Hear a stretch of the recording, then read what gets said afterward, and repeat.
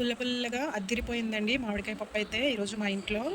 Summer వచ్చేసింది కదా! ప్రతి ఒక్కళ్ళు ట్రై చేసే ఉంటారు. నేనైతే నా స్టైల్‌లో నేను ఈరోజు చేయబోతున్నానండి. దానికోసం నేను కందిపప్పుని ఉడకబెట్టుకున్న. దాంట్లోకి టొమాటోలు, పచ్చిమిర్చి, అలాగే ఉల్లిపాయలు, నేను ఒక 2 మామిడికాయలని తీసుకొని ముక్కలుగా కట్ చేసుకొని వేసుకుంటున్నా. అలాగే దాంట్లోకి ఉప్పు, పసుపు కూడా వేసుకొని కుక్కర్ విజిల్ పెట్టేస్తున్నానండి. 1 విజిల్ వస్తే చాలు, మామిడికాయ ముక్కలు ఉడికిపోతాయి. మరీ మెత్తగా అయితే బాగోదు, ముక్క తగలాలి కదా తింటున్నప్పుడు. ఒక్క విజిల్ వస్తే చాలు.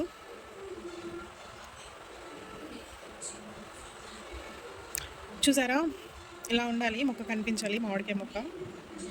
ఇప్పుడు నేనైతే పోపు పెట్టుకుంటున్నానండి. ఎండుమిర్చి, కరివేపాకు, ఆవాలు, జీలకర్ర, మెంతులు, అలాగే వెల్లుల్లి కూడా వేసుకొని ఫ్రై చేసుకున్నాను.